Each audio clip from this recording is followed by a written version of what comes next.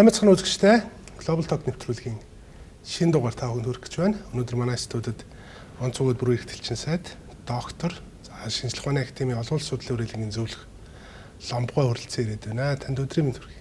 За баярлалаа. Та өөрчлөн болон телевиз үзэгчтэй энэ өдрийн мэнд хүргэе. За тэгэхээр таныг бол манай дипломатууд за гадаад дуудлагын салбарынхан улс төрийн хүрээнийхэн бол одоо Солонгос үндэстэнтэй одоо энэ дээр бол нэг биш аль алинтай. Одоо Сэрэггүй бүсийн наанцаан их олон жил ажиллаж ирсэн, Солонгостой холбоотой олон жил ажил эрхэлж ирсэн, элчин сайд хүртэл ажиллаж явсан гэдгээр чи мэднэ. Таны хувьд одоо ч гэсэн одоо Бектурсан гэж нийгэмлэгийн ерөнхийлөгчөөр ажиллаж байгаа. Тэгэхээр яг энэ сэдвийн хүрээнд буюу өмнө нь бол манайхаар Солонгосын хогийн асуудалтай холбоотой ярилцлагууд бол ганц нэг орж ирсэн. Тэгэхдээ хоёулаа та бол одоо Монгол улсыг Солонгосын хогийн хоёр талд Цэрэггүй бүсийн хоёр талд төлөөлж ажиллаж байсан хүний хувьд би Монгол болон Солонгос үндэстний харилцаа гэх үү эсвэл одоо хоёр Солонгос болон Монгол улсын хоорондын харилцаа гэх юм. Ингээд бас нэг түүхэн улбаагаар харахаар нэг болчдөг. 40-од оноос хойш хоёр тустай харилцаа болоо явждаг. Энэ талаар ярилцъя гэж үрсэн. За юуны өмнө одоо намайг энэ токшонд урьж ярилцлага хийж байгаа талархлаа илэрхийлье. За би Солонгос оронтой холбогдоод одоо 50 гаруй жил болж байна. Түүнээс одоо 40 жил нь одоо дипломат албыг хашиж за Монгол улсаас бүгдийн процент Солонгос суугын элчин сайдын яамд 4 удаа томилогдож 20 жил ажилласан байна. Сурсан. За өмнө Солонгостой бүгд найрамдах Солонгос улсад 3 удаа 10 жил одоо ажилласан. Тэгээд хоёр Солонгосыг одоо харьцуулж 38 дугаар параллелийн наан цаана одоо ажиллаж амьдарч байсан хүний хувьд харьцуулан судлах Солонгосын одоо ард түмний одоо зан заншил өөх түүхийг одоо сурч судалсны хувьд бас сонирхон судлаач байдаг юм судлаач хүн байгаамаа. Тэгээ энэ хугацаанд яхад зүгээр давч тэмдэглэхэд ер нь бол Монгол улс Солонгос улс хоёр бол эрт дээр үеэс их уламжлалтай харилцаатай түүхийн холбоотой явдаг юм байлээ. Түүхийн одоо ном шастерт тэмдэглэснийг үзвэл эрт дээр үеэс Монгол Солонгос хоёр орон түүхэн болон зомон хаад ноёд нь одоо ураг төрлийн хүртэл холбоотой байдаг. Тэрний одоо нэг зарим жишээ нь гэхэд бол бүгдийн тарцсан Солонгос ард улсын хил дээр байдаг эртний Солонгосын нийслэл Кэсэн хотод Монгол хотны булш байдаг. Тэрийг одоо хүртэл Солонгосын ард түмэн тийм сайхан сэргээн засварлаж, хадгалж, хамгаалж байдаг. За өмнө Солонгос гэхэд одоо манай Чингисийн одоо цэргүүд Япон руу дайдахын тулд Солонгосын хойгийн өмнөд хэсэгт очиж байрлаж тэндээсээ одоо бэлтгэл хийж байсан. Тэгээд хэдэн жил Жэжүү аралд байсан. Тэр Жэжүү аралд өнөөдөр хүртэл одоо Монголын одоо түүхтэй холбоотой тийм идеологийн зүйл Жэжүү арлын одоо музейд хадгалагдаж байдаг юм түүхтэй. Мөн тэнд зарим монгол хэллэг зан заншил одоо Солонгостой хэвээр хадгалагдсан үлдсэн байх жишээтэй. Жишээлбэл Жэжүү арал Солонгос хэлээр бол морийг мал гэдэг. Манай одоо мал сүрэг гэдгийг мал гэдгээр нь яадаг. За Жэжүү арлынхан бол одоо морийг мори гэдэг байсан. За тэгээд ер нь Солонгос Монголын одоо түүх энэ хэл судлалын юугаар манайхан бас олон хүн Эрдмийн цэрэг хамгаалсан Солонгос эрдэмтэн, Монгол эрдэмтдийн хийсэн судалгаагаар бол ийм адил төстэй бие нэгэндээ одоо ууссан ийм үг хэллэгнүүд бол нэг ус байдаг юм байна гэж яжсэн. Миний санаж байгаагаар одоо багын ерөнхийлөгч бүгдээ тарцсан Солонгос ард улсад айлчлахтан манай хоёр улс чинь эртээр үеэсээ одоо садан төрлийн холбоотой байсан юм гэж хэлсэн. Тэгээд тэрний одоо Солонгос хэлээр манай садан гэдэг үг Солонгос хэлээр садун гэж байх жишээтэй. Эннээс ч үтсэн одоо тийм орог төрлийн одоо холбоотой гэсэн ийм баримтууд нэлээд байдаг юм аа. Ураг төрлийн холбоотой мэдээж бас нэг хөвгт холбоотой гэдэг яриа байдаг. Солонгос гэдэг тий. Солонгос үндэстэн бол одоо хүүхдэд төрөхтэй хүүхд толовтой Монголтой адилхан. Монгол тэрийгэн одоо Солонгос сууд Монгол банжун Монгол толов гэж бүр нэрлэдэг. За ер нь зарим эрдэмтэд бол Солонгос үндэстэн яаж үүссэн бэ гэдэг тал дээр янз бүрийн таамаг дэвшүүлдэг л дээ. Зарим эрдэмтдийн яанууд бол энэ Монголоос дэжээ энэ юу хорийн бүрээд дэс одоо Солонгосын хойг руу нүүдлэл сууршаад тэнд одоо Солонгос үндэстэн үссэн. Тэр Корея гэдэг бол хорийн бүрээд гэсэн үгнээс гаралтай гэж хүртэл зарим хүмүүсүүд яадгийн тэрэн зүгээр шинжлэх ухааны үүднээс яг нотлогдсон юм байхгүй. Таавар дэвшүүлсэн. Тэр нь ч бас ортой байж магадгүй.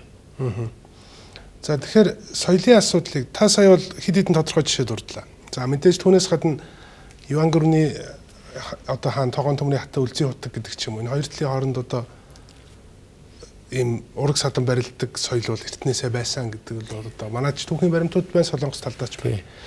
За мөн одоо таны саяны дурдсан тодорхой соёлын нийтлэг түүхийн одоо баримт эдүүлгийн зүйлүүдийн асуудал бол мэдээж одоо энэ соёлын эртний хэлхийн холбоо байсан гэдгийг харуулж байна.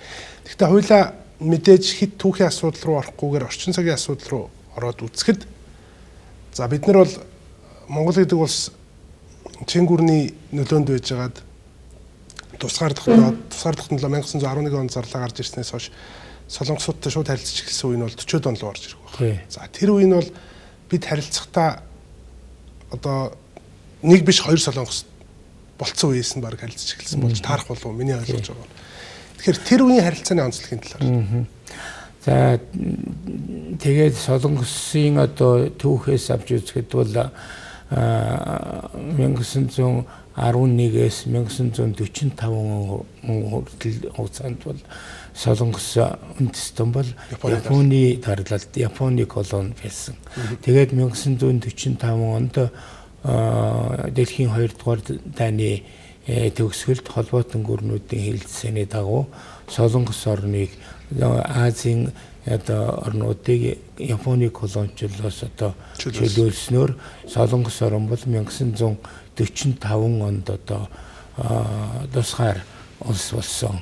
Тэгээд Солонгосын хойг бол 38 дугаар параллелаараа зааглагдаад өмнөд хэсгийг нь одоо Америкийн холбоотны гүрэн хойд талын одоо зөвлөлт холбоот улс чөлөөлөхөөр тохиролцож тэгээд чөлөөлсөн. Тэгээ 1948 онд одоо бүх нийтийн сонгуул хийж улсын одоо тонгогдох ёстой байсан боловч өмнөд Солонгосын тал нь бол Америкийг дагаад тэнд улсын хойд Солонгост нь бол зөвлөлтийн цэрэг гараад тэнд тусгаар тогтнолоо зарлаад 1948 оны 9-р сарын 9-нд бүгд найрамд харьцсан Солонгос ард улс байгуулагдсан түүхтэй. За Солонгос улс байгуулагдсны дараахан 10 дугаар сарын 15-нд сар гарын дараа манай улс бүгд найрамд харьцсан Солонгос ард улсыг хүлээн зөвшөөрч дипломат харилцаа тогтоосон 2 дахь орн болсон. Дипломат харилцаа тогтоосоос хойш өнөөдөр одоо 76 жил одоо харилцаатай ийм эртний одоо харилцаатай ийм орн болсон. За тэрний дараагаар бол 1951-ээс 1953 онд Солонгосын дайн болсон. Хоёр солонгос одоо хорондоо дайтж.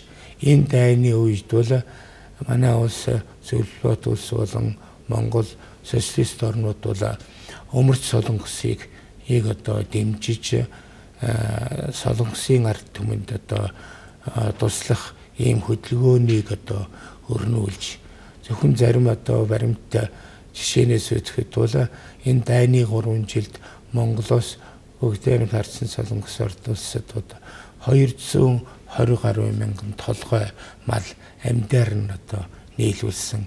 Маш их хэмжээний эд материалын одоо тусламж дэмжлэг үзүүлсэн. Солонгосын дайнд өнчин хоцорч үлдсэн 200 хүүхдийг багш нартай хамт авчирч Монголд 7 жил одоо өсгөж хүмүүжүүлж байгаад 1958 онд их хоронд нь буцаасан ийм түүхт. За бүгдээр дарсан солонгос орд улс гэсэн манайд бас одоо хүнд хэцүү үед байгалийн гамшиг тохиолдсон үед ганц удаатай үед бол мөн ургацынхаа дээжээс одоо илгээж харилцсан тусалж ирсэн. Ингээд хоёр орн бол одоо сайн хөршийн одоо харилцаа тогтоож 2002 онд найрамдал хамтын ажиллагааны гэрээ гэж байгуулад тэгээ бүх салбарт одоо өргөн хамтарч ажиллаж байсан. За сүүлийн одоо үеийн жишээнээс үзэхэд бол 2005-аас 2018 онд бүгдээр дарсан солонгос орд улсаас одоо барилгачид, нэхмэлчид, ардын эмнэлгийн эмчнэр манайд одоо зарим үед бол 2000 хүртэл одоо ийм тоогоор ирж 10 гаруй жил манай улсын бүтээн байгуулалтанд оролцож дэмжиж байсан. Тэгээ 2018 онд нөөбөөс одоо авсан арга хэмжээ нөгөө хориг эдийн засгийн хориг арга хэмжээний хүрээнд солонгосын ажилчдыг буцаасан ийм төвхтэй. Ихтэй манай хоёр орны одоо улс төр соёлын одоо харилцаа одоо илбэрлэлтгүй өргөжж байна. Хамгийн сүүлд энэ оны 2 дугаар сард бүгдээр тарцсан солонгос орд улсын гадаад харилцааны дэд сайд Монгол оронд одоо айлчилсан. Сүүлийн үед одоо ковидоос шалтгаалаад 2-3 жил ямар нэгэн төлөөлөгч солилцох боломжгүй байсан бол анхудаа одоо Монголын төлөөлөгчд айлчилсан. Манай бас олон нийтийн байгууллагын төлөөлөгчд айлчилж байна.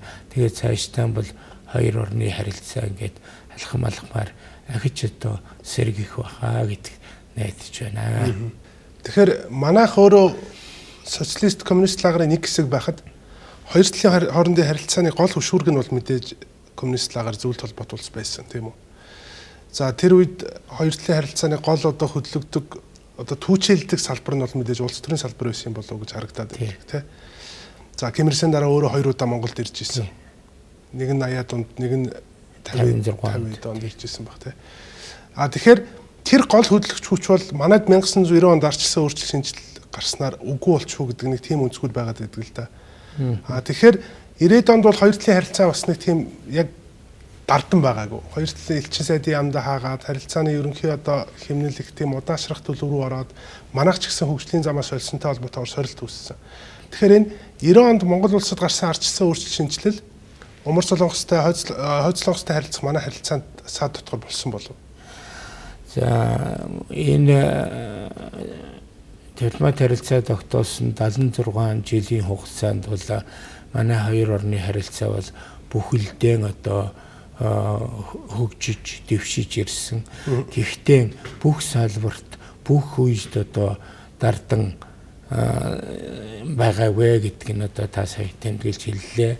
За энэ хугацаанд Өгнэн дарцсан солонгос орд улсын ерөнхийлөгч Ким Ир Сен 1956, 1988 онд манай оронд альчилсан манай улсын одоо нам төрийн удирдагч нар ерөнхий сайд нар гадаад харилцааны сайд нар ингээ харилцсан тогтмол одоо айлчилж байсан. Хамгийн сүүлд ихэд 2007 онд Бүгднайрамд Ардын Солонгос улсын ардын дээд хурлын тэргүүлэгчдийн дарга одоо ерөнхийлөгч гэсэн үг Ким Юн Намгай айлчилж байсан.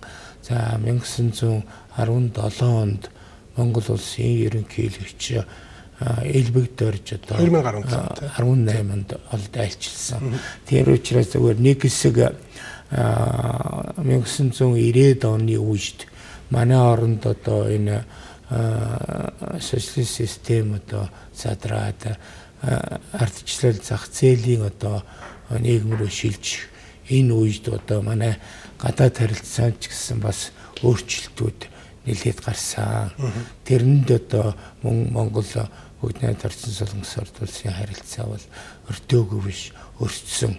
Нэг хэсэг юм бууралттай зогсонгүй байдалд орж Бүгднайрамд Ардын Солонгос улс бол элчин сайдын яамаа манайд одоо 2001 онд хаасан. За намайг анх 2001 онд Бүгднайрамд Ардын Солонгос улсад элчин сайдаар томилогдож очиход намайг одоо тэр засгийн газраас одоо та одоо тэнд олон жил ажилласан таньдаг мэддэг улсуудтэй гол одоо зорилго бол Бүгднайрамд Ардын Солонгос улсын элчин сайдын яамыг одоо сэргээ нээхэд явдал шүү гэдгийг чухалчлан зорилж байсан. Энэ ч утгаараа би бас нэлээ хүчин чармаалт тавьж ажилласан. Тэгээд бас улс төрийн уур амьсгалчдад нөлөөсөн 2004 онд Бүгднайрамд Ардын Солонгос улсын элчин сайдын яам нээсэн. За тэр бол нэг улс төрийн одоо шалтгаантай гэдгээсээ илүү тэр үед одоо нөгөө социалист систем задраад нөгөө Бүгднайрамд Ардын Солонгос улстай харилцдаг байсан гол одоо эдийн засгийн харилцааны түнш байсан орнуудтайгаа харилцаа зогсон гол бадархээр эдийн засаг санхүүгийн хувьд бэрхшээлтэй болсон. За мөн байгалийн гамшиг одоо жилбүр одоо ганцууд одоо нөөрлсөн энэ интерес болоод санхүүгийн одоо шалтгаанаас одоо ингээд хасаа гэдгээ тэмдэглэж хэлээд тэгээд бидний өсөлт яваар амтын ажиллагааны чармайлтын дүнд 2004 онд элчин сайдын яамаа нээжсэн. 2001-ээс 2004 он гэдэг чинь харьцангуй богино хугацаанд иргэн нийцсэн гэсэн үг болчихж байгаа. Тийм. 90-ад онд ч бас ер нь ганц Умар Солонгос биш ер нь пост коммунист пост социалист орнууд гэсэн элчин сайд яамаа нэлээд хаасан болтой юм байлээ. Тэгсэн. Польш жишээлбэл тэр үед хаагаад сая өнгөрсөн жил Дудагийн альчлалаар эргэж бараг 30 жилийн дараа эргэж нээж гэж ойлгоцсон. Тэгэхээр тэрний хажууд бол 3 жилийн дотор гэдэг бол харьцангуй богино хугацаанд. Богино хугацаа. Тэгээд тэр бол бас хоёр талын харилцаа хөгжүүлэх ирэмэлзэлтэй байсан. Бие биеэн сонсдог байсан. Тэрний одоо нэг илрэл. Тэгээд Ким Ир Сен дарга Монголд ажиллахдаа ч гэсэн энэ хоёр орны одоо харилцааг эдийн засгийн харилцаагаар бэхжүүлэх явдал бол цаашдаа хоёр орны харилцааг бэхжүүлэхийг чухал юм а гэдгийг тэмдэглэж хэлээд тэгээд Солонгос одоо энэ шүрмсэн чулуунаас хөвөн гаргаж авдаг технологитой тэр бол манайд маш их шохон чулуу гэсэн маш их баялагтай байдаг юм байна.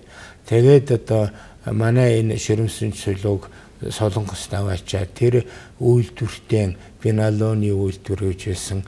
Тэр үйлдвэртэй дуршилт хийгээд тэгээ Монголын хоньны ноостой одоо хамт боловсруулад ингээ яхад бол маш дээд зэргийн чанартай носон материал утас гарч тэгээд энийг одоо хэрэгжүүлъя гэж үзсэн дээр тэр хамхны химийн үйлдвэрийн дээд сургуульд одоо Ким Ир Сен даргын урилгаар манайхаас нэг дээд сургуулиудаас 20 оюутан шилж сонгож сургасан юм.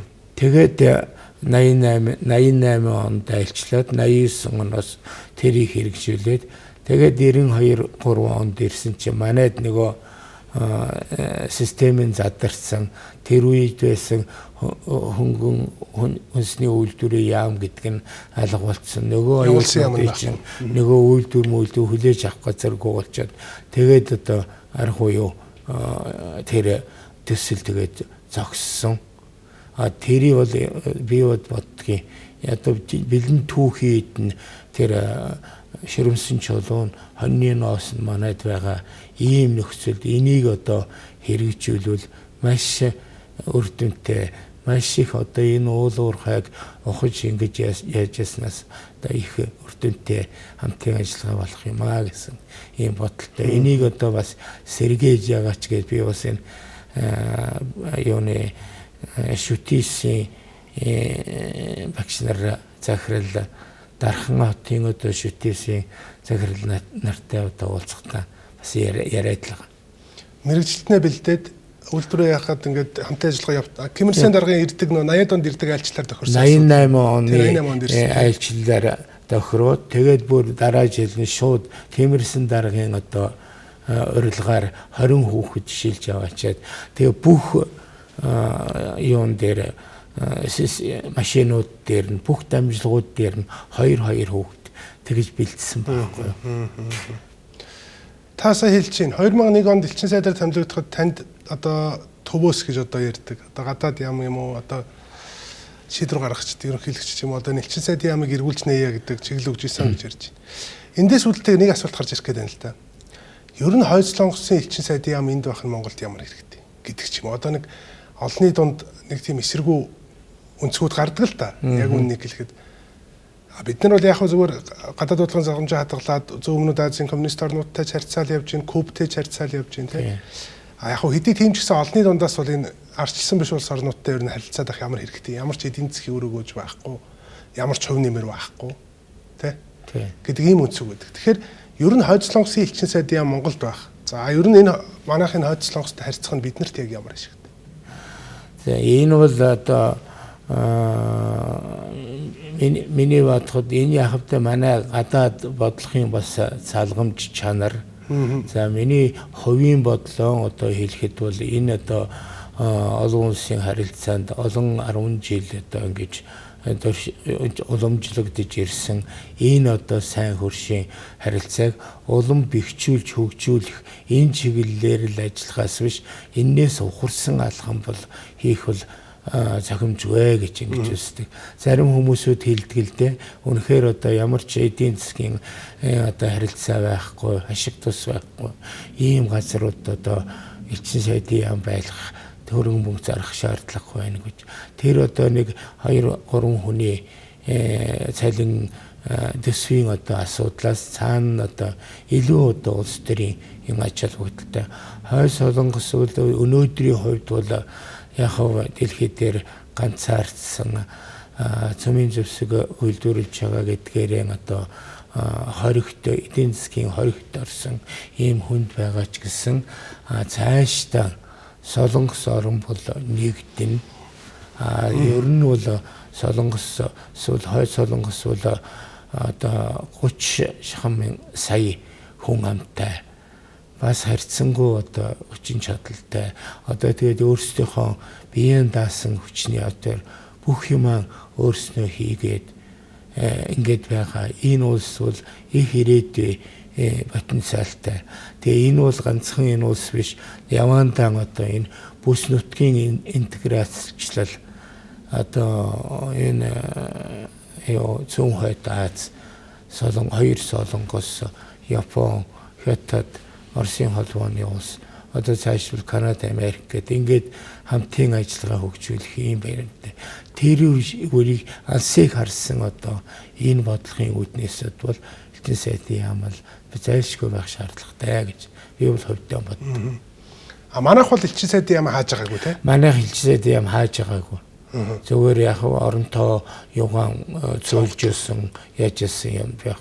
Одоо бол хийвэн. Тэгээд тэрүүнд бол Солонгос нөхдүүд бол бас их талархтай ханддаг. Хүнд үйд Монгол ч гэсэн одоо нэг хэсэг юун элчин сайдын яамаа ажилуулахтай мантай картын бараатай яатай хүнд үйд одоо дисвэрлээд элчин сайдын яам одоо байлгаад нөө үерхэлдийн үнэж гэдэг шиг ингээд байсанд бол Солонгосын ард түмэн удирдлах бол бас талархтай ханддаг. Яг хүмүүс олон нийт сая та ярьж байгаа элчин сайдын ам гэхээр нэг 2-3 үний солонгийн асуудал. Яг ялангуяа миний анзаараад байгаагаар нь Куб гэдэг юм уу өмнө байсан одоо хүйтэн дайны үед манайхтай нэг блокнд байсан улс орнууд бол голдуу манайх өмчлөд авсан газартай байд юм байлаа шүү дээ. Түрээсийн зардал гэж гардггүй. Хойд Солонгост бас магадгүй тийм баг. Цаанаасаа газар өгсөн тэндээ ажилдаг. Тэр хүмүүс бол элчин сайдын ам гэхээр нэг том аппарат ажиллаад яам ажиллаад байна гэж хардаг. Миний анзаарснаар одоо Орос хятадд байгаа элчин сайдын ам бол олон хүнтэй баг хөө. А бусад орнууд бол ер нь нэг 2 3 дээдлэн 5 6 л хүн ажиллаад байгаа харагддаг тийм. Элчин сайдтайгаа нийлээд нэг дипломаттай газрууд их олон. Тэгэхээр бас энэ дээр мэдээж улс төрийн харилцаагаа бид нар аливаа улстай хадгалж хөгжүүлэе гэж бодож хадгалах хэрэгтэй гэдэг санаа бол бид нар бас дурдах хэрэгтэй. Юу тэрийг бас ойлгох хэрэгтэй баг тийм үү нийтээр. Хойд Солонгостой бол манайха 1948 онд дипломат харилцаа тогтоогоод 1951 онд элчин сайдын яамаа нээсэн байдгийг. Хамгийн анх одоо Солонгосын дайны яг тэр бөмбөгдөлт болж исэн тэр үед хамгийн анхны элчин сайд бол Самбуугай. Тэгээд одоо Самбуугай бол Ким Ир Сен дарахтай бол хувийн их сайн ойр дотн харилцаатай домог шиг одоо Солонгосын ард түмний дунд ч гэсэн манай ард түмний дунд ч гэсэн тийм домог шиг яриа байдаг. Бөмбөгдөлт болж байхад хоёулаа шатран байж байсан гэдэг. Тэрийг хараагүй болохоор одоо мэдэхгүй ер нь тэгж ярьдгийг. Тэгээд сүүлд нь одоо тэр Ким Ир Сен дарга 88 онд ирэхдээ одоо энэ Самбуугийн хүүхдүүд байх ёстой. Тийм учраас хүүхдүүдтэй нь уулзна гэж тэгэд би Солонгосыг хариуцчихсан Самбуугийн хүүхдүүдийг ирэн сурвалж илж тэгээ хүүхдүүдтэй нь уулзаад тэгээ дараа нь хүүхдүүдийг хүлээж аваад жил болгон Солонгост одоо урьж айлчлуулдаг амраадаг өөр ач нарын одоо их сургуультай өн төлбөргүй сургуулж өгөх тийм одоо бас хүн чанарын ийм сайхан ийм хүний харилцаа гэдэг бол хоёр талын харилцаанд бол одоо маш чухал юм аа гэж боддог та. Та сая өмнөх асуултны дундуур нэг чухал санааг дурдлаа. Хоёр Солонгос бол хизээний цагт нэгднэ гэж. А тэр алсыг харсан нөхцөлд бол бид нар аль алинтай надад харилцаж явах хэрэгтэй гэдэг санаа яваад шүү дээ. Тэгэхээр нэгдлийн асуудал дээр манайх бол Солонгосын нэгдлийг улс төрийн бодлогын хувьд дэмждэг. За бид нар бүр шаардлагатай зарим тохиолдолд зуучлах боломжтой хоёр тал Солонгосын хооронд яриа хэлцээг зуучлах боломжтой гэдэг санаануудаа илэрхийлж ирсэн. А гэхдээ яг хөө ингээд зарим судлаачдын санаагаар яг хөө тэр 90 онд хүйтэн дайн дуусахтаа зэрэгцээд хоёр герман шиг нэгдэж бол болох байсан байгаа. Одоо гэтэл хүйтэн дайны үед одоо хоёр тусдаа байсан 40 гаруй жил. Тэрнээс хойш дахиад 30 гаруй жил. Ингээ хоёр өөр ертөнц болцсон. Он жил өнгөрөх тусам энэ хоёр улс нэгднэ гэдэг чинь одоо үлгэр болоод байна. Улмал худлаа болоод бие биенээсээ улмал ялгаатай болоод ойлголцоод байна. Ойлголцол нь багасаад байна гэдэг ийм санаа байдаг л да. Нэг жишээ дурдахад 2018 оны Өвлийн олимпийн наадмаар нэгдсэн баг орж ирсэн хоёр Солонгосын эмэгтэй хоккейн жишээ баг. Хоорондоо ойлголцохгүй байна гэдэг асуудал тэр үед их яригдсан. Нөө орчин үеийн та мэдээж одоо та бол гадарлах орчин үеийн хэллэгүүд бол өөр байгаа дах шиг байгаа юм. Одоо спортын ч юм уу тий. Яг хуучны эртний хэллэгүүд нь адилхан мөртлөө хилэнд их тийм сүлд нэвтэрч орж ирсэн. Тэгээ хоорондоо ингээд хилний хувьд ойлголцохгүй байна. Соёлын хувьд өөр байгаа даа гэдэг ийм ойлголтууд байдаг. Энэ тал дээр. Тийм ер нь Солонгосын би одоо хоёр Солонгост нь хоёуланд нь байж үтсэн тэр ард түмний дунд байсан хүн болохоор Солонгос улс бол нэгдээсээ хизээ нэгэн цагт нэгднэ гэсэн ийм одоо бодолтой ийм хүн байдаг. А зөвхөн ер нь бол одоо Солонгос орон хуваагдсанаас хойш бараг 60-70 жил болж байна л да. Тэр энэ хугацаанд бол 2-3 үе одоо өнгөрсөн байна. Одоо бол нэгдгээс өнгөрсөн гэсэн тийм одоо яриа, тийм бодол бодолтой хүмүүс үчгэл байдаг. А зөвхөн нөгөө дургүйд хүчгүй гэдэг манай үг байдаг. Тэр үн шиг одоо ойлголцоо гэвэл одоо хоёр өөр хэлтэй хүнчгэл хоорондоо Тийм. ойлгоцсон. Тэгэхээр чинь нэг хэлтэй Солонгос үндэстэн бол ядаж манайхтай адилхан ингээл олон үндэстэн ястан гэж юм байхгүй. Ганцхан үндэстэн, ганцхан хэлээр ярьдаг. Сүүлийн үед энэ нийгэм эдийн засгийн одоо тогтолцоо байдлаас болоод зарим нь одоо жоохон гадны хэл амны нөлөө орсон, зарим нь үндсээ хамгаална гэсэн энэ юмнаас хэрэгэлдэггүй үг хэллэг юмнууд бол байна л да. Тэрнээсээ болоод одоо зарим нь одоо энэ чинь ойлгохгүй байна, юу яриад байгаа энэ төр гэсэн юмнууд одоо ярьдгийг. Энэ бол зүгээр нэг 100 тонны хүмүүсүүдийн юу бах. Тэр цаагаараа бол Солонгос үндэстэн бол одоо нэгд нь одоо хүртэл тэр одоо сүүлийн үед тасарч хаад тэр Трамп Ким Жон Уннэрийн уулзалтын үед ч гэсэн 18 онд тэрний дараа болсон тэр дайнд 10 сая хүн салд сарнсан гэрүүл байдаг. Тэрний одоо өөр хүүхдүүд нь байдаг. Одоо ч гэсэн уулзах юмсан, учрах юмсан, харилцан тусалж ингэж хамтарч амьдрах юмсан гэсэн хүслээр мэлцдэг улсууд бол зөндөө олон байдаг. Тийм. Гэхдээ яг зүгээр юу нэгхээр цаг хугацаа өнгөрөх тусам тийм хүмүүс цөөрөн тийм. Одоо нөө яг зөвхөн хойд Солонгостой төрөөд өсөө боожсон хүний хүүхдүүд одоо нийгэмд илт олон холоод ирэхээр бас яг бол гэдэг. Тэр бол яг бас тусдаа асуудал болж таарах баг.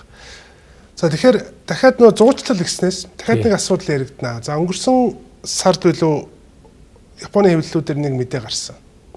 Японы ерөнхий сайд Гишида Монгол улсад айлчлнаа 8 сарын ихээр. Айлчлалын үндсэн зорилго нь хойд Солонгос тулгаалагдсан иргэдийн асуудлаар яриа хэлцээ хийнэ гэж. Монголоор зуучлуулах асуудлаар яриа хэлцээ хийнэ гэж.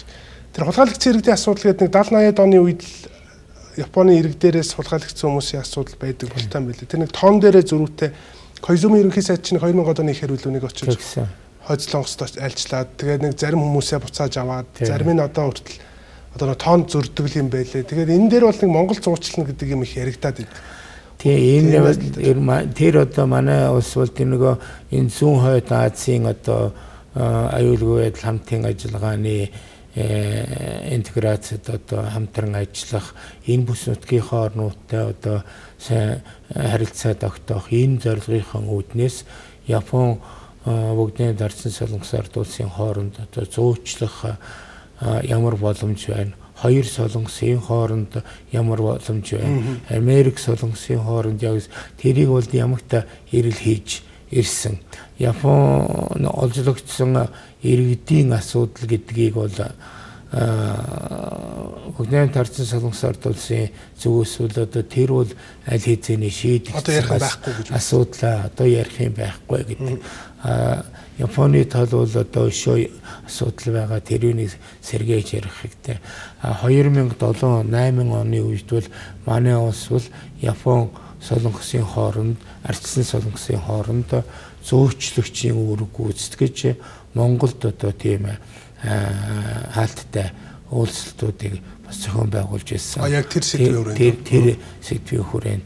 Тэгээд тэр нь зүйл дамжуулалттай болсон.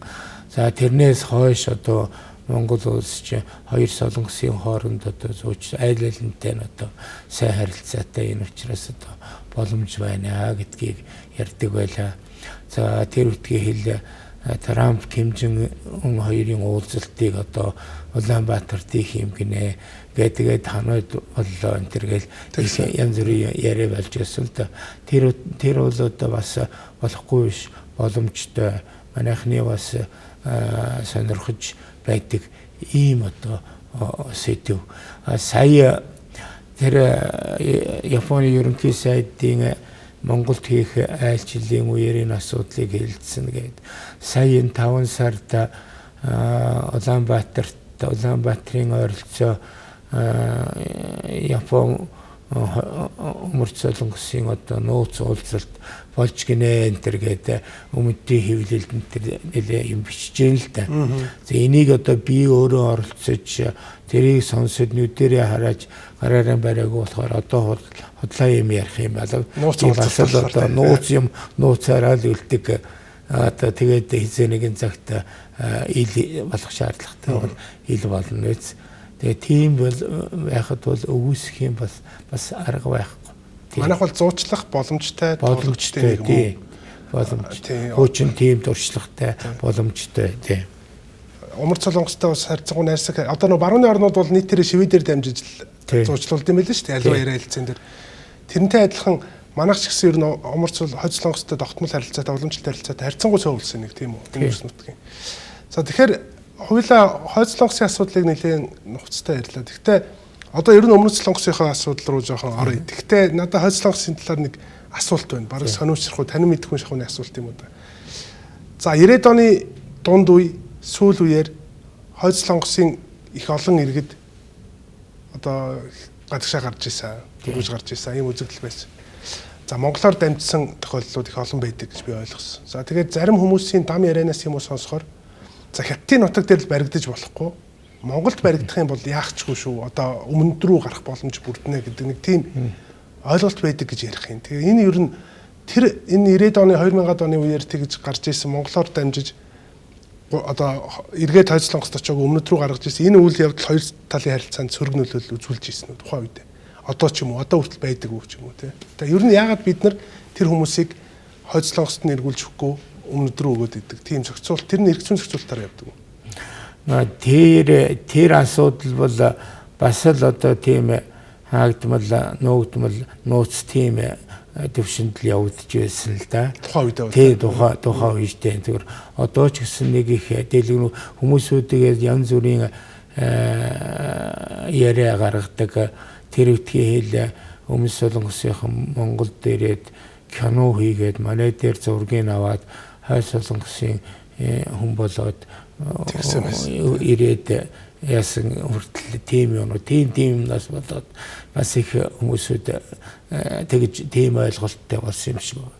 Зүгээр тухайн үедээ бол тэр иргэдийг одоо яах нь бол тухайн үед тэр бол ямар ч одоо бичиг баримтгүй тийм усуд байдаг байсан гэж ярьдгийм билээ. Тэгээ тэр нь одоо өмнөд нь мэдхгүй, хойд нь мэддэхгүй. Тэгээд одоо хүний эрхийг одоо хүндэтгэх яах үднээс одоо тэр хүссэн газар руу одоо явахт нь бол бас зөх дэмжлэг үзүүлж яасан гэсэн ийм яриа бол байдаг. Тэрийг би бол бас сонссон юм байна.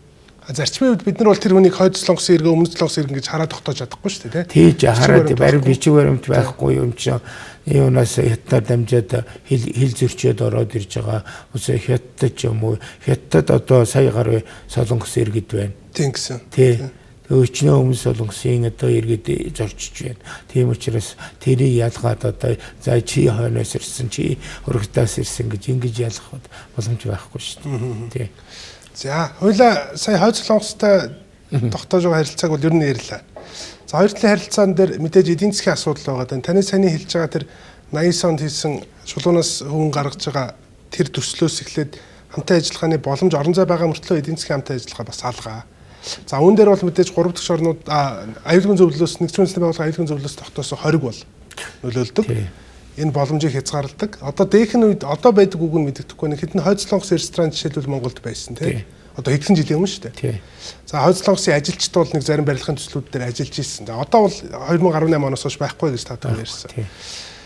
За тэгвэл нөгөө талын харилцаа буюу бид нар 38 дугаар өргөргийн өмнөд талын харилцаатай арай өөр түвшний харилцаатай. За ер нь баг эдийн засгийн өмнө гол хөшүүрэг нь болох гэж байгаа юм шиг. За ямар ч байсан бид нар 1980-ад оны сүүл 89 оны сүүл 90 оны ихээр хийсэн ардчилсан өөрчлөлт шинжилгээнийхаа дараа магадгүй хамгийн ихэнх дипломат харилцаа тогтоосон орнуудын нэг нь Өмнөд Солонгос байна. Тэгэхээр энэ хоёр улсын харилцааны талаар Монгол Өмнөд Солонгос. За ер нь бол бүгдний хамт харьцсан Солонгос улстай бол энэ харилцаа хамтын ажиллагаа эдийн засаг худалдааны хамтын харилцааг хөгжүүлэх боломж ирээдүй тийм хэрэгцээ бол үнэхээр байгаа. Тэр одоо 30 гаруй сая хүнтэй зах зээл байна. Солонгос улс харьцангуй бас технологи хөгжчихсөн ажиллах хүч сайтай ийм оронтой бол манай дээр үед бол бас нэг төсөл бол энэ ногоон бүс гэж одоо Баян үлгийгээс Чойр хүртэл 3 км өргөн ногоон бүс байгуулна гэж одоо энэ тэрбум мод тарихаас өмнө тийм төсөл инх хоёр ерөнхийлөгчийн үед яригдаад байгаль орчны сайд манай Барс улс сайдын тэр очиж гэрээ хилцэл хийгээд энэ хойд солонгосынхонтой энэ одоо мод ургамал тарихт орчлагтай ийм улстай хамтраа гээд тийм төсөл хэрэгжүүлэхээр бас ярьж ирсэн. Тэгээд бас л тэгээд улс төрийн шалтгаан янз бүрийн хориг сааднаас болоод тэгээд хэрэгжээгүй л дээ. Тэр хэрэгжсэн бол одоо тэр модон тарьчихч байсан юм уу? Тэр бол ингээд 3000 км газар 3 км-ийн өргөнд юу энэ яг Монголын газрын юу энэ цөлжилтийг хаагаад ийм бүс байгуул ногоон бүс тийм Greenfield гэдэг ногоон бүс байгуулахаар тохирч ирсэн байхгүй. Тэгээд тэднийх нь өөрснөөр нь аж ахуй эрхлүүлээд тэгээд мод тариулдаг, цэцэг жимс тарьдаг. Ингээ 3 км гэдэг чинь маш өргөн тал байна шүү дээ. Тэг яа гэж яасан. Тэгээд тэр хэрэгжээвэл тэр бол одоо хэрэгжихэд бол нээлттэй. Нэг хэсэг тэр одоо бас л нөгөө 20-ийн өмнөөс болсон. Тэгээ манайх нөгөө нүүбийн тусламжтайгаар хэрэгжүүлнэ гэж яасан. Тэгээ тэр маань төсөл. Тэгээ манайхны бас нэг муусан байна. Нэг ерөнхийлөгч юм уу, нэг дарга, нэг сайд өөрчлөгдөхөөрөө төрөжийнхээ үүсгэдэг. Тэр юугаараа тэгээд хэрэгжээгүй. Зүгээр одоо бүгд найрамдах Солонгос улстай харилцаанд бол би бас энэ одоо дипломат харилцаа тогтоогоод 34 жил болж байна.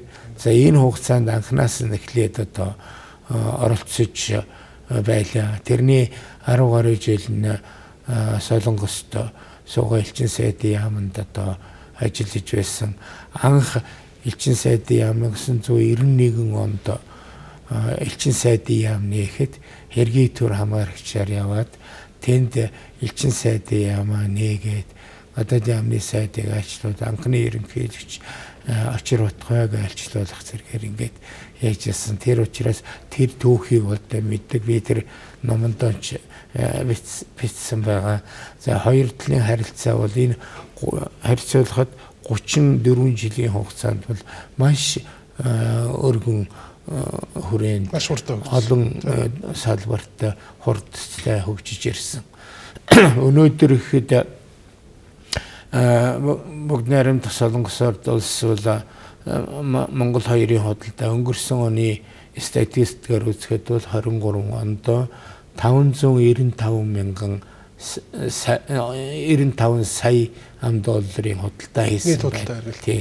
Энэний 415 импорт, харамсалтай нь экспорт нь 165 сая экспорт шít. Хөрөнгө оруулалтын хувьд бол Солонгосын 2450 гаруй одоо пүүс компани аж ахуйн нэгжүүд Монголд өнгөрсөн 30 жилийн хугацаанд хөрөнгө оруулалт хийгээд нийт одоо 565 сая $5 хөрөнгө оруулалт хийсэн байна. За энэ хугацаанд ч одоо хэрэгжээгүй оролцоогүй салбар гэж байхгүй. За боловсролын салбарт бол их өргөн харилцаж байна. Өнгөрсөн 30 жилийн хугацаанд манай 20 гаруй мянган залуучууд Солонгосын ихтэй сургуулиудад сур төгссөн. Одоо 8 мянган залуучууд Солонгосын ихтэй сургуулиудад сурч байна. Яг одоо сурж байгаа. Одоо сурч байна. За тэгээд иргэд одоо манай одоо ажиллах хүч юунууд Солонгост одоо явж байна. Өнгөрсөн статистик гаргасан 30 жилийн хугацаанд нийт 300 гаруй мянган Монгол хүн Солонгост ямарваа нэгэн хугацаагаар очиж ажиллаж амьдарч амьдрал ахуйгаан дээшлүүлсэн байна. За тэр хүмүүсүүдийн одоо эргээд гэр орондоо ар гэртээ дамжуулсан илгээсэн хөрөнгө мөнгө хэд болох вэ гэд ингээд үзэхээр бол маш их тоо. Тэгээд өшөөд зам тээврийн салбарт их өргөн харьцаж байна. Одоо дээр үед бид нар чи анх элчин сайдын яам би бараг анхны хүн элчин сайдын яамд Монгол хүн одоо очиж ажиллаж штэ 91 онд Тэгэхэд солонгос хүмүүсүүд бас санууч угаасаа түүхээсээ яадаг энэ бид нар нэг гарал үүсэлтэй энэ төр гэж ярьд. Энэ Монгол хүн гэж одоо үнэхээр ямар хүн байдгийг сарай зүсийг харах гэж ирлээ гэж хүртэл ичээсээд юм дээр ирдэг байсан. Тэгээд тэрнээс хойш одоо тэгэхэд чи бид нар Москвагаар юм уу эсвэл Токиогоо Гонконгоор дамжиж ингэж 2 хонж хүрдэг байсан. Шууд нислэг байгаагүй. Тэр чинь бүр сая 2000 оноос хойш. Тэгээд одоо бол нэрээс 3 цагийн дотор тийм манайхад дунд яриа ядчихсан байгаа хөөх. Өглөөний цагаан Улаанбаатар тунгаад өдийн цагаан солонгосоороо хоолоо Монголд иднэ гэдэг ингээд өдөрт 2 одоо Монголын 3 авиа компани солонгосын 6 авиа компани өдөрт 10 нислэг хийж штэ. Тэгээ өнгөрсөн жил ихэд бол манай 74 мянган Монгол иргэд солонгос улсад зорчсон байна. Солонгосын энэ одоо 54 мянган иргэн Монголд жуулчилсан байна. Солонгосын манай одоо юуг уусан штэ. Виз харилцан виз авдгаа болсон. Тийм учраас жуулчдын тоо бол маш их нэмэгдсэн. Солонгосууд наашаа хэрэгтэй виз авдаг. Наашаа хэрэгтэй визгээс сарын хугацаанд яасан. Тэгэх мэтлэнгээр тэгээд барилга, эрүүл мэндийн салбарт одоо эрүүл мэндийн үйлчилгээ үзүүлэх. Манай би одоо ингээд хүмүүсүүдтэй болж байхад Солонгост очиж дадлаг хийгээгүй, мэрэгжилдээ ижлүүлээгүй эмчнэр бараг маш цөөхөн байт юм шиг байна. Бүгд Солонгост 1-2 удаа явчихсан, мэрэгжилдээ ижлүүлээд ирсэн. Тэгээ Монголд одоо ирээд хичнээн сайхан ажиллаж байна. Тэгээ эмчилгээнд одоо хичнээн олон хүнийг одоо эмчлүүлж хамруулж байна. За тэгээд дээр нь барилга, аялал жуулчлал, барилга, зам тээвэр гэл маш бүхэл салбарт одоо маш өргөн харилцаж байна да. Тий.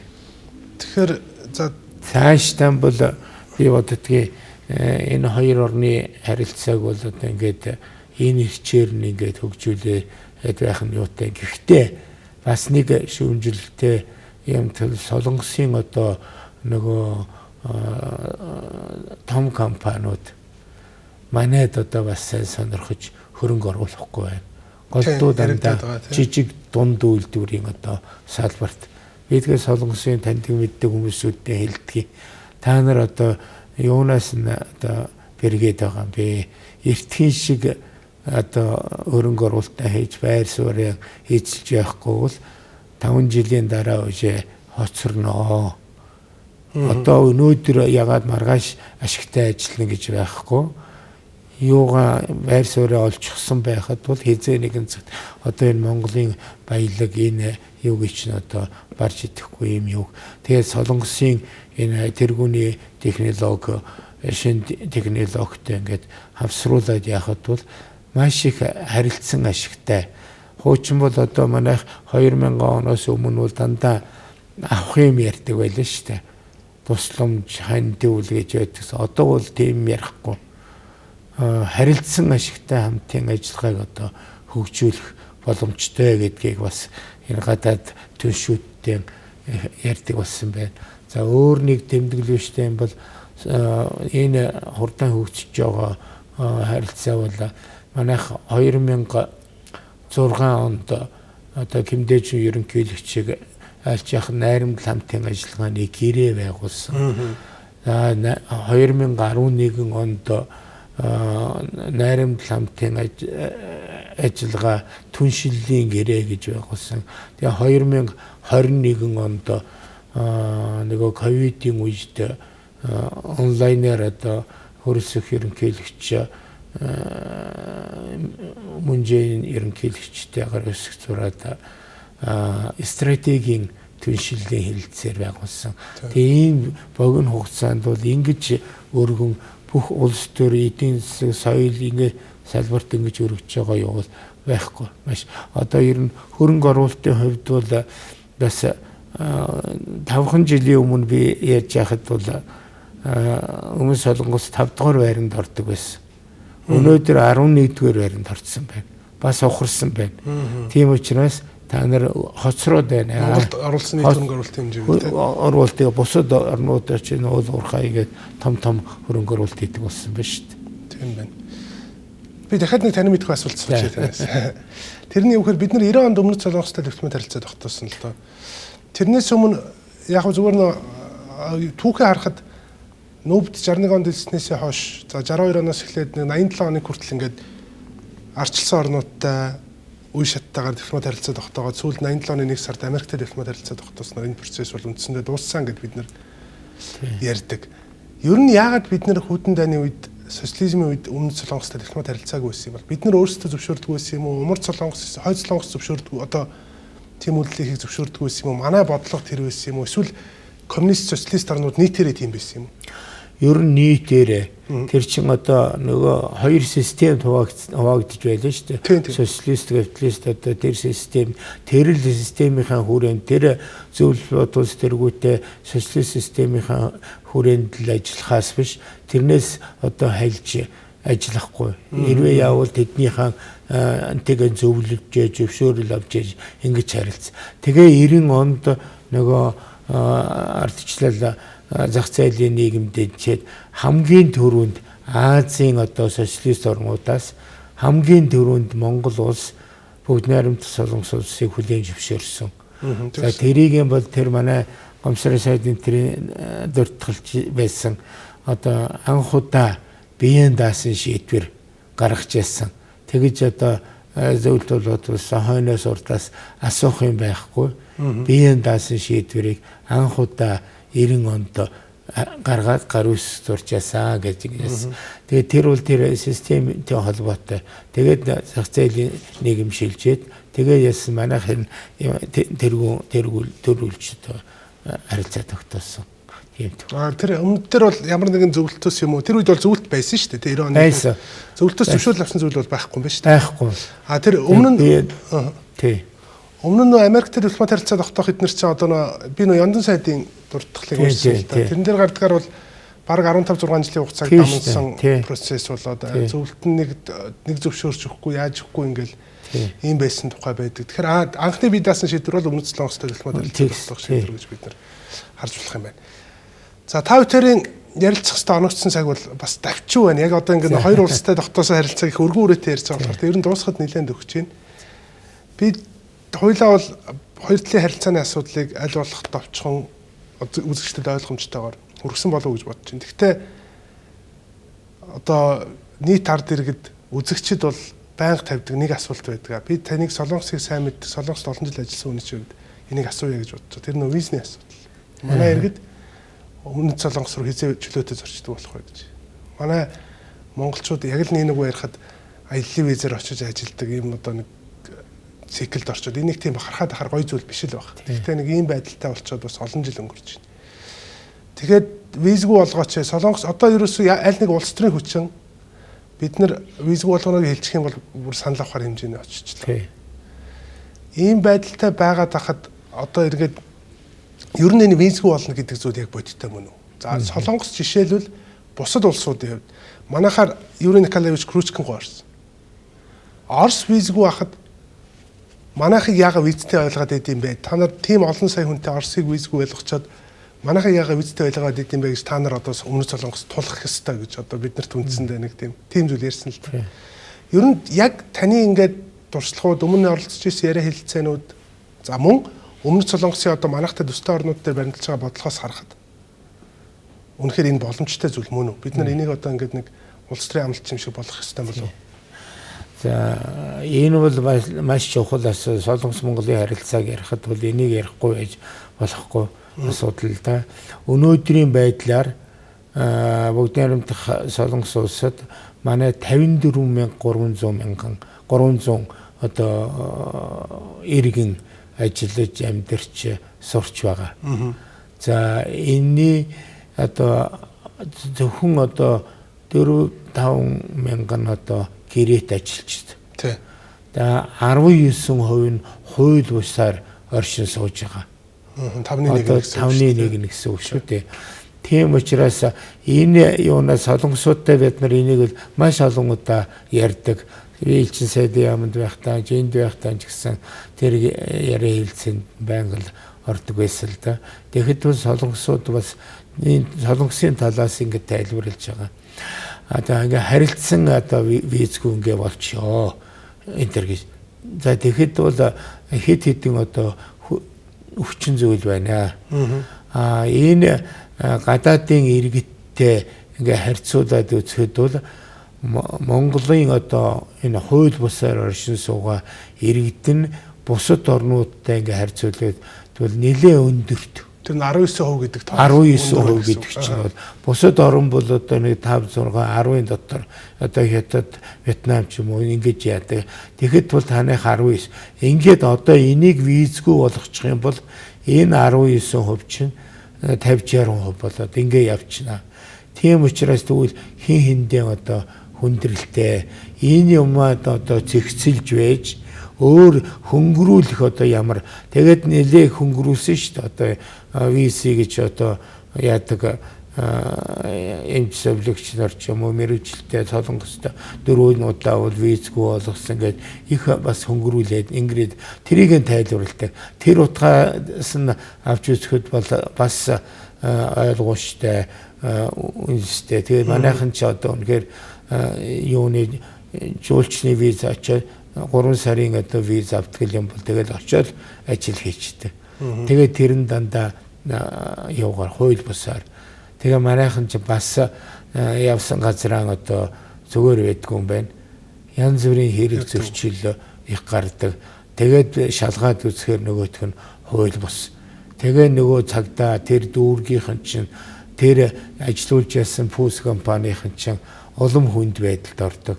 Тэгээ тэр чинь хууль бусаар хүн ажилуулж ясан бол нөгөө компани захирлагч 10 сая фондорт оргоно гэж байгаа шүү дээ. Тэгж ажилуулж ясанд орвол одоо яаж яах вэ? Тэгээд ерөөс их болгоомжтой. Тийм үнэхээр юугүй. Зүгээр ер нь яваандаа бол ингээд багасах бах. Гэхдээ би бол Монгол хүн бол тэр солонгостой ялаа гэхэд бол нэг бүх насаараа бол үлдэхгүй юм шиг байгаа. Гайгүй тэр талаараа. Гэхдээ тэгэл одоо амьдрал хүнд тэгээ бас нэг талаар залах уу? Одоо тийм болохоор манайхан чинь нутагтаа болохоор одоо энэ би бас өдөөдөө хүн амьтантай уулзаа явж хахад ажил хийх хүн болддгоо гэж шүү дээ. Харин тийм гэсэн. Ажил тэгсэн мөртлөө гадагшаа явхаараа нэг ажилсаа явуулчихдаг. Тийм юмуд байдаг.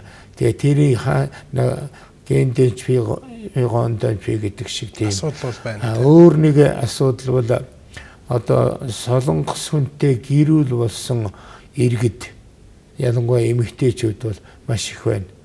Одоо 2-3 мянгаар одоо тоологдчихэ. Тэдний үр хүүхэд нь одоо төрүүчийнх нь юу 20 гараад ихтэй сургуулийн оюутан болоод нас бий түрээд ингээ байж. Тэгэхээр нөгөө иргэншлийн асуудал ээж нь яаж яадаг шалгаад үтсэн чинь айгүй бол хараар байж яадаг. Ийм асуудлууд ийм цаана их учирдуудтай энэ юмнуудаа зэгцэлж яж яахгүй бол энэ дээрээс нь нэмээд яачих юм бол одоо бүр их хүндрэл учирна гэсэн тийм тайлбар хийдэг. Тэр бас үнний ортой. Тэгж бодож. За тэгвэл ямар ч байсан өнөө мэдгүй бүгд визгүй болно гэдэг бол худлаа. Бид нар бас зорилгоо бодтоор харах хэрэгтэй. Тийм. Асуудлууд байна. Тийм. Тэгээд хүмүүс яг тэгээд визгүй боллоо гэдэг чинь визгүй аялал жуулчлал гэж байгаа болохоос визгүй очиж ажил гэсэн үг бол угаасаа биш. Тийм шүү дээ. Тийм. Тэрийг бас ойлгох хэрэгтэй. Бид нар Хятад руу байгаа 1 сар гэдэг чинь визгүй аялах жуулчлах хугацаа солонгостой ч гэсэн тийм аялал жуулчлалын зорилгоор визгүй болохоос биш. Хятад ч гэсэн сурах гэж байгаа ажиллах гэж байгаа хүмүүс ялгаагүй зөвшөөрлөөс авдаг. Тэрийг бас манай харах хэрэгтэй байна. За баярлалаа танд. За таны сайжруулалт баярлалаа. Та бүхний ажилд амжилт хүсье. За баярлалаа. Баярлалаа үзэгчдээ. Global Talk нэвтрүүлгийн шинэ дугаар та бүхэнд хүрлээ. Эх 7 хоногт энэ цагтаа эргээд уулзъя.